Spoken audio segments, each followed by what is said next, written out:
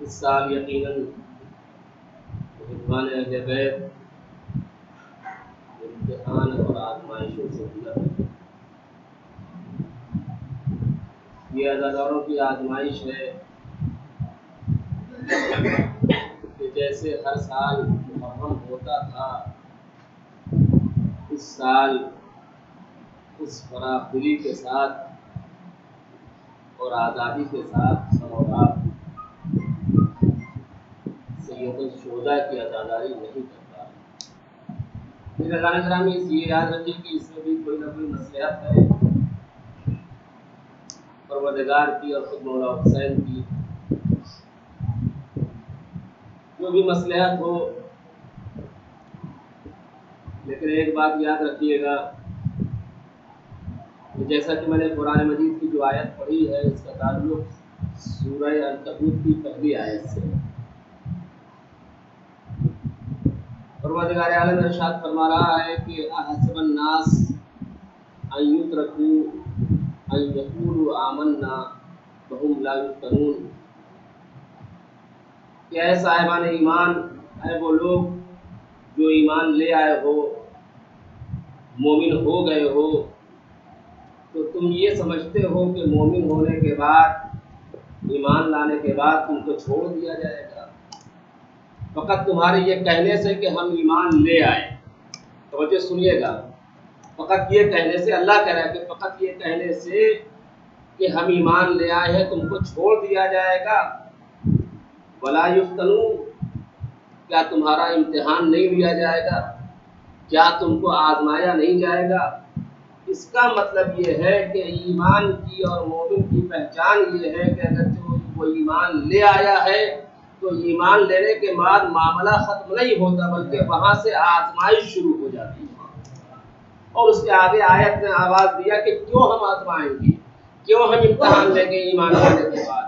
اس لیے امتحان لیں گے، اس لیے آزمائیں گے کہ یہ ہمارا طریقہ ہمیشہ رہا ہے، من قبل ہی، یعنی ہمیشہ ہمارا طریقہ، اللہ کرے کہ ہمارا ہمیشہ طریقہ رہا ہے کہ جن لوگوں نے ایمان لانے کا دعویٰ کیا، جن لوگوں نے مومن ہونے کا دعویٰ کیا، ہم نے ان کو آزمایا۔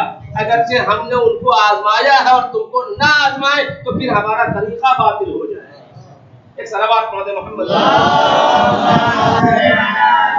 اس کا مطلب یہ ہے کہ مومن ہونے کے بعد آزمائشیں آئیں گی، مصیبتیں آئیں گی، پریشانیاں آئیں گی، لیکن عزیزان گرامی یاد رکھیے کہ ہمارا اور آپ کا نظریہ کیا ہے؟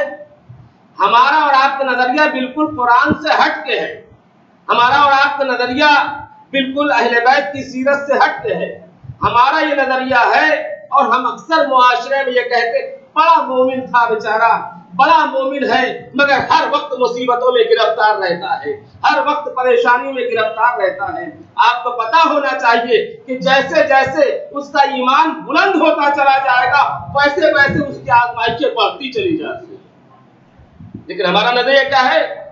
मोमिन हो गए हम, ईमान ले आए, इसका मतलब यह है कि हमारे लिए ही पूरी दुनिया में बागो बहार हो, हमारे लिए ही तमाम जो है ऐशो आराम हो, हमारे ही लिए तमाम जो है वो आशाइशें हो। नहीं नामे गिरामी, जैसे जैसे आपका ईमान पुख्ता होता चला जाएगा वैसे वैसे आपकी आजमाइशें सख्त होती चली जाएगी। एक सलवात पढ़ते मोहम्मद,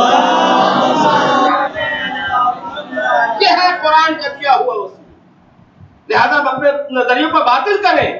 मोमिन होने का कतई मतलब यह नहीं है कि आपको छोड़ दिया जाएगा, आजमाया नहीं जाएगा। आजमाया कैसे जाएगा? वो एक उसलूब एक बहस है, लेकिन यह तय हो गया कि मोमिन ही को आजमाया जाएगा, मोमिन ही से इम्तिहान लिया जाएगा। क्या काफिरों से इम्तिहान नहीं लिया जाएगा? क्या मुशरिकों से इम्तिहान नहीं लिया जाएगा? क्या मुनाफिकों से इम्तिहान नहीं लिया जाएगा? नहीं, हमसे इम्तिहान लिया जाएगा तो बताया जाएगा कि तुम्हारा इम्तिहान लिया जा रहा है, लेकिन काफिरों को बताया नहीं जाएगा। क्यों? इसलिए कि जब कुरान के ऊपर ईमान ही नहीं है तो बताने का सवाल ही नहीं पैदा होता, बताने का सवाल ही नहीं पैदा होता। तो उनसे भी इम्तिहान लिया जाता है, हमसे भी इम्तिहान लिया जाता है। बस दोनों के इम्तिहान में फर्क क्या है? दोनों के इम्तिहान में फर्क यह है कि काफिरों, मुशरिकों, मुनाफिकों को जो इम्तिहान लिया जाता है तो नेमतें दे के इम्तिहान लिया जाता है, मगर मोमिनों से इम्तिहान लिया जाता है, मुसीबतों में मुब्तला करके इम्तिहान लिया जाता है। उनको नेमतें दे के इम्तिहान लेता है परवरदिगार कि देखें जितना वो खुदा का इनकार करता जाता है उतना ही उसकी नेमतों में इजाफा होता चला जाता है। आज हम कहते हैं ना कि वो तो अल्लाह को भी नहीं मानता, वो तो मुसलमान भी नहीं है, मगर अल्लाह उसके ऊपर नेमतों की बारिश कर रहा है।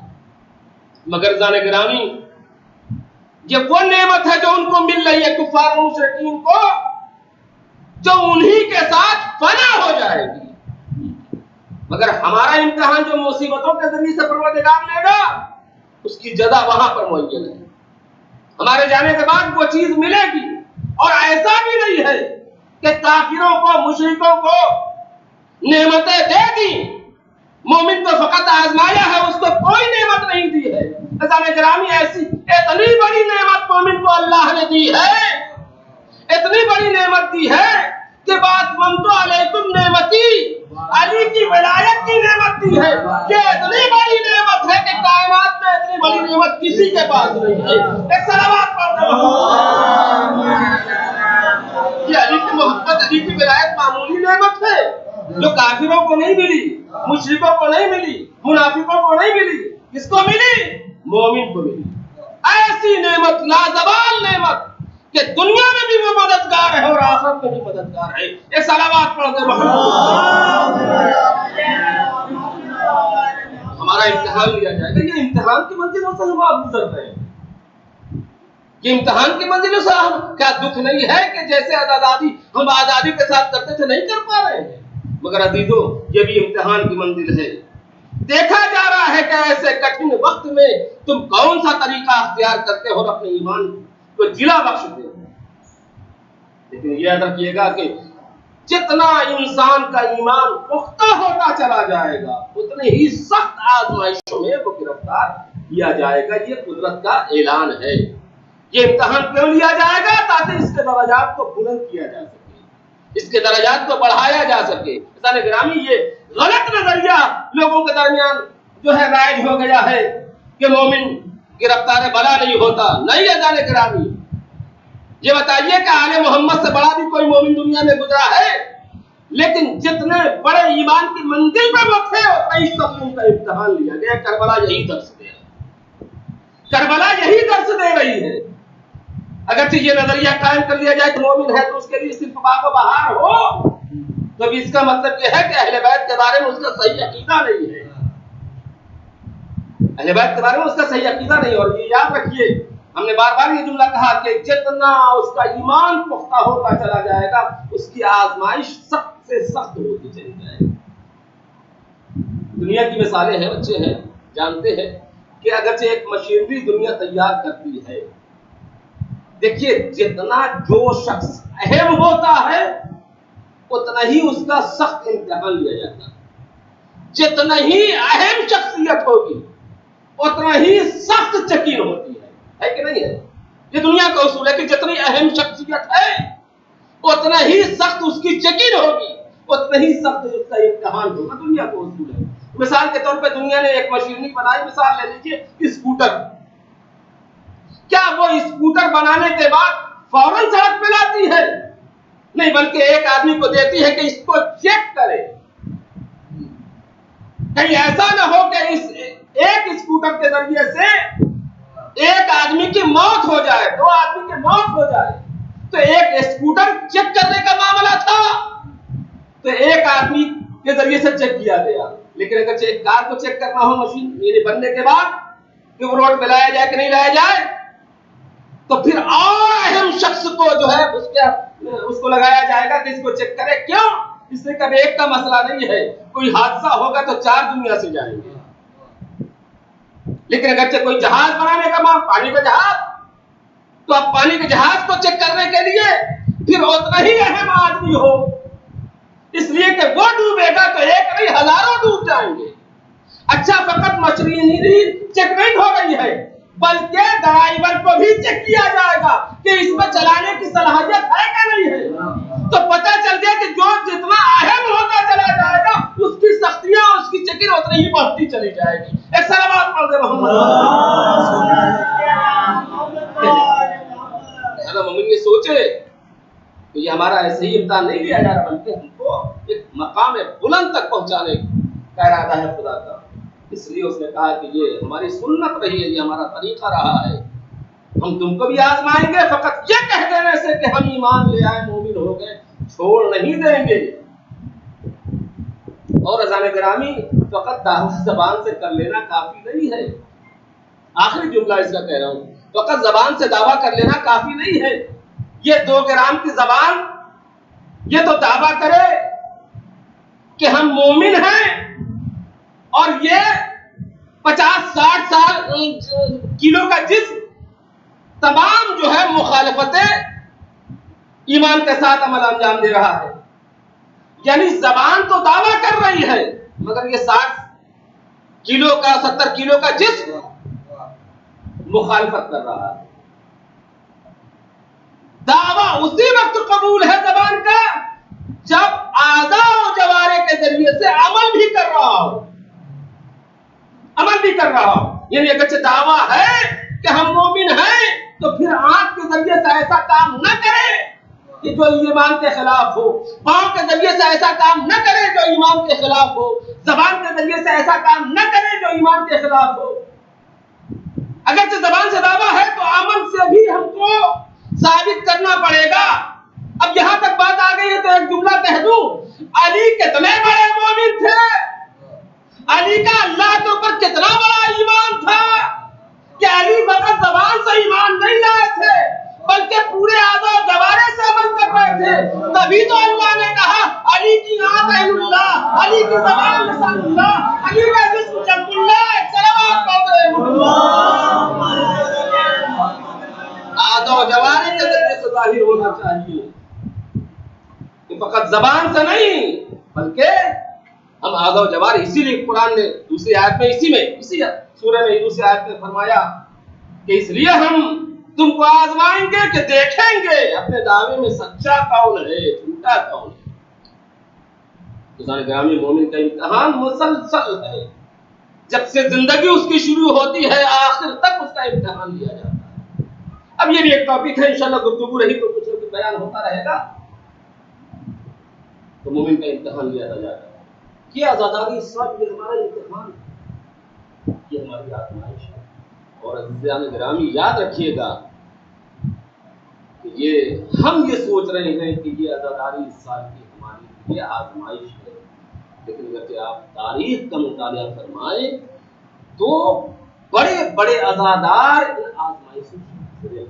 ایک واقعہ اسی سے آپ اندازہ لگا لیجئے گا کہ یہ فقط ہم نہیں عزاداری کے ذریعے سے آزمائے جا رہے ہیں، بلکہ تاریخ میں ایسے ایسے ادادار گزرے ہیں جن کو باقاعدہ اداداری حسین کے ذریعے سے آزمایا گیا ہے۔ بصرے کا ایک رہنے والا ہے، محرم کا چاند نمودار ہو گیا ہے، گھر میں بیٹھ کے رو رہا ہے، کس طریقے سے آزمایا گیا، ہم بھی اس کو آزمائش سمجھتے ہیں۔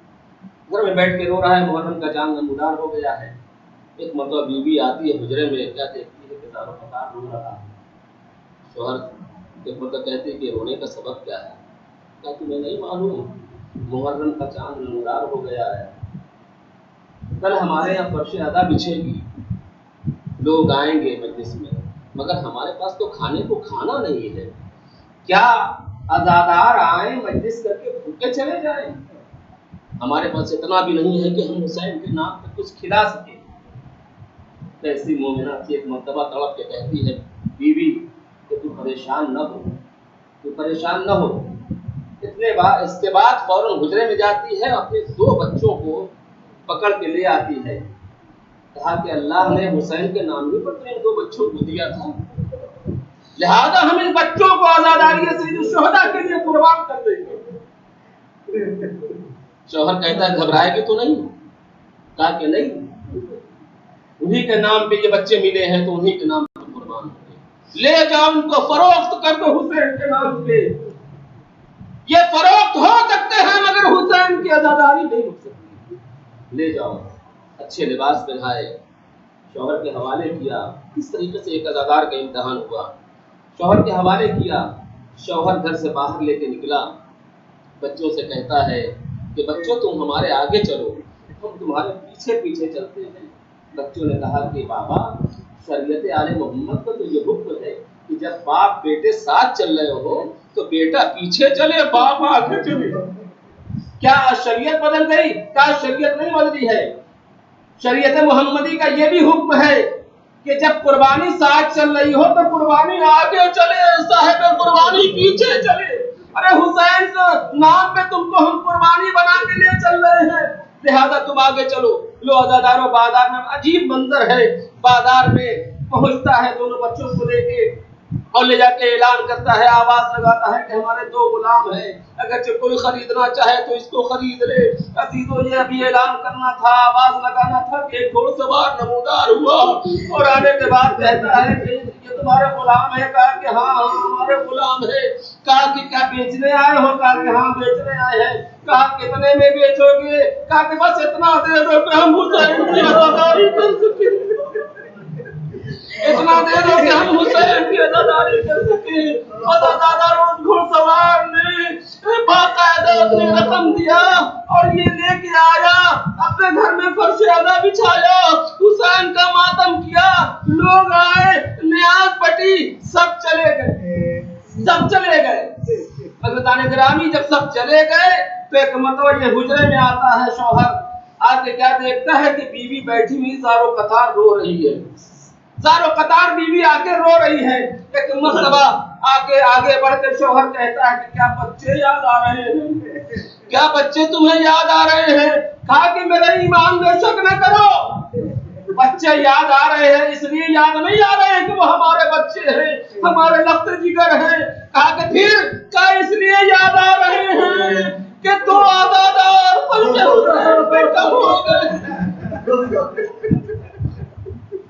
2 آزادار، 2 ماتمدار اس فرش کے اوپر کم ہو گئے، اس لیے اپنے بچوں کو یاد کر کے رو رہی ہوں کہ نہ جانے مالک کیسا ہو، دشمن اہل بیت ہے کہ محب اہل بیت ہے۔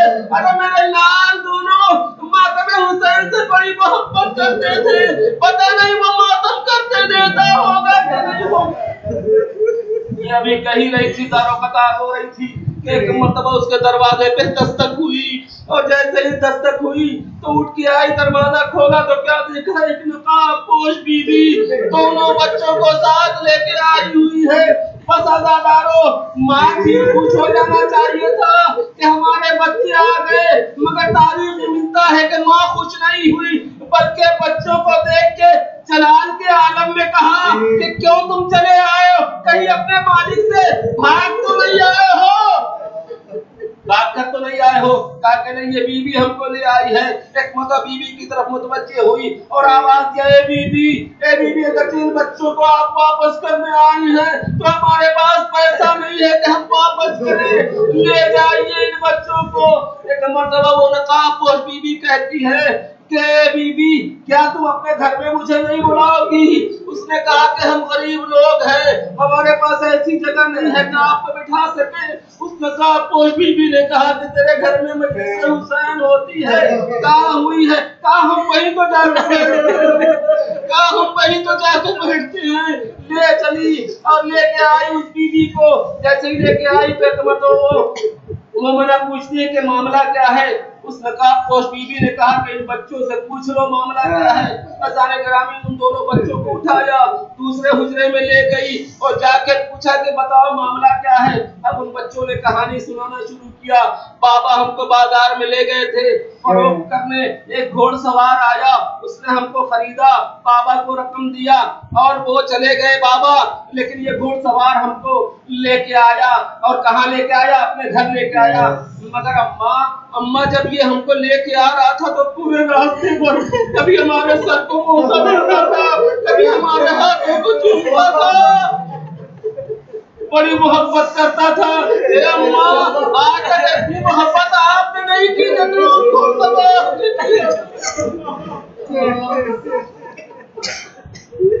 फिर क्या हुआ बेटा?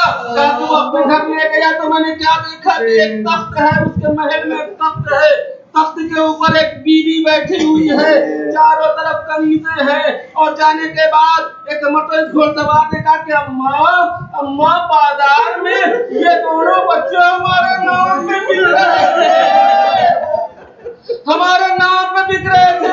क्या ये मुझे गवारा होगा कि मेरे नाम पे बिके और कोई दूसरा ले जाए? अम्मा हमारे नाम पे बिक रहे थे, लिहाजा हम इनको खरीद के ले आए हैं। बस अदादारो, ये कहने के बाद एक मतलब दोनों बच्चे कहते हैं अम्मा ये कह के हवाले कर दिया। वो बीवी, उस बीवी ने आवाज दिया कनीजों को कि इन बच्चों के लिए नया लिबास ले आओ, इनको नहलाओ धुलाओ, इनके एक अच्छे खाने का इंतजाम करो। अम्मा जब खाना आया हमारे सामने और कनीजों ने खिलाना चाहा तो बीवी ने कहा कि नहीं, हम इन बच्चों को अपने हाथों से खिलाएंगे। एक मतलब बच्चे कहते कि इस बीवी ने हमको बाकायदा अपने हाथों से खाना खिलाया, बड़ी मोहब्बत से खिलाती रही। वो भी कभी हमारे हाथों को बोसा देती रही, कभी हमारे सर को बोसा देती रही। अम्मा, ऐसी मोहब्बत तो आपने भी कभी नहीं दिखाई जितना उस बीवी ने दिखाई। बस अदादारो, ये कहने के बाद वो बच्चे कहते हैं कि अभी हमको खाना खिलाई गई थी कि एक मर्तबा आपकी आवाज इसके कान में आई कि दो मातमी कब हो गए। अरे ये बीवी बर्दाश्त नहीं कर सकी, अरे हमको लेके आई है। बस अदादारो, ये कहना था कि एक मर्तबा उस बीवी ने पूछा उस नकाबपोश बीवी से कि बीवी ये बताइए क्या कौन है? कहा कि पूछ के क्या करेगी? कहा कि नहीं, ऐसा मालूम होता है कि आपने इस चीज को बर्दाश्त नहीं किया कि दो मातमदार कब हो जाए। मालूम होता है आप भी हुसैन से बड़ी मोहब्बत करती है, बड़ी उल्फत रखती है। कहा कि हाँ बीवी उल्फत और मोहब्बत रखती हूँ। कहा कि आप हमारे बच्चों को लेके तो आई हैं, ये भी पता चल गया कि आप भी हुसैन की चाहने वाली है। हमारे पास कुछ है तो नहीं कि आपको दे सके, मगर कम से कम अपने बच्चों का नाम बता दो ताकि हम उनकी जिंदगी के लिए दुआ किया करें। नकाबपोश बीवी ने अपना नकाब उलट दिया। ए मौला, किसके लिए दुआ करेगी? मैं हुसैन की फातिमा हूँ, मेरा बच्चा करबला के मैदान में 3 दिन का भूखा